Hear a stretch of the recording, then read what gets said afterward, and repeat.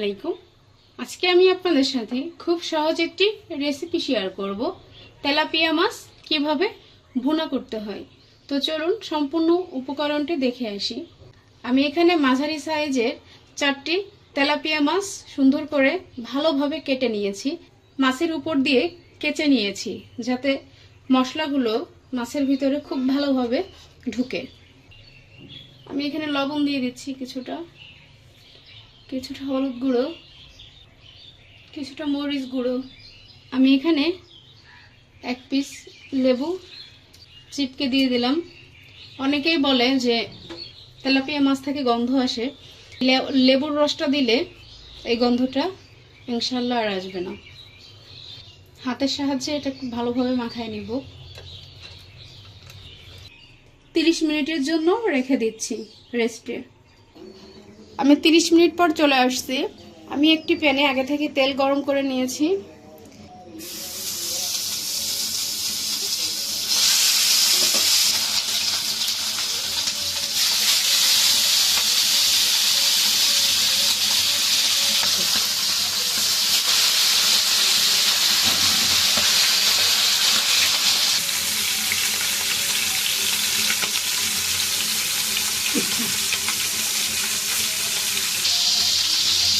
এখন আমি মাছগুলো আস্তে আস্তে উল্টাই নেব। যে পাশ হয়ে গেছে আস্তে আস্তে উল্টাই দিচ্ছি।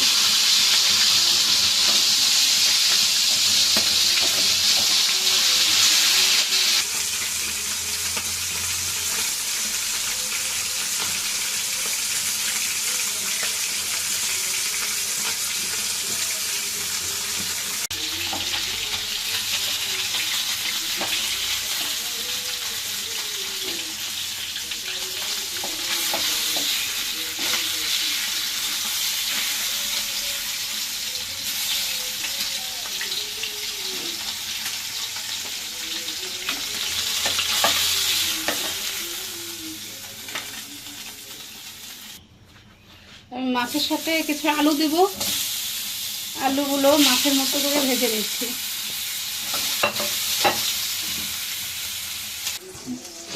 আমি মাছগুলোকে ভালোভাবে ফ্রাই করে নিচ্ছি। পেঁয়াজ কুচি দিয়ে দিচ্ছি কিছুটা।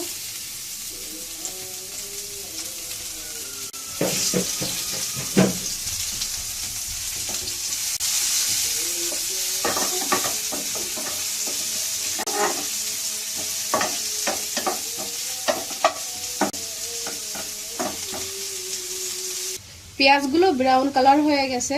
এই পর্যায়ে আমি জিরা, ধনিয়া পেস্ট করা, রসুন বাটা দিয়ে দিচ্ছি, পেঁয়াজ বাটা, পানি দিয়ে দিচ্ছি, কিছুটা লবণ দিয়ে দিচ্ছি, স্বাদ মতো দিতে হবে। মরিচের গুঁড়া দিয়ে দিচ্ছি। আপনি পরিমাপ মতো মরিচের গুঁড়াটা দিতে পারেন, যেমন ঝাল খেতে পছন্দ করেন। কিছুটা কাঁচা মরিচ দিচ্ছি।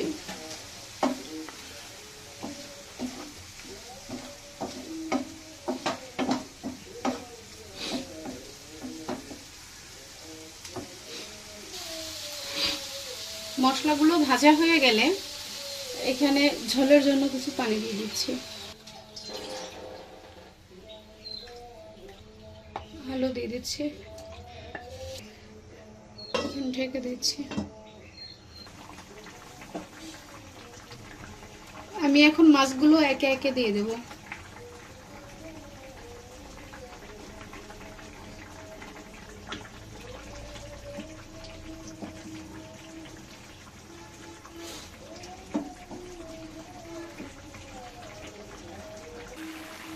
এখন আমি এখানে টমেটো দিয়ে দিচ্ছি কিছু।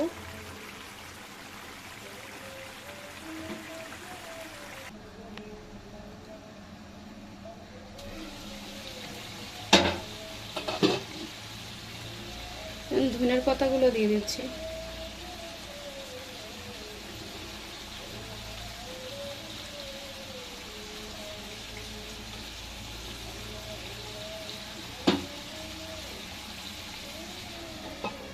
আবার ঢেকে দিলাম।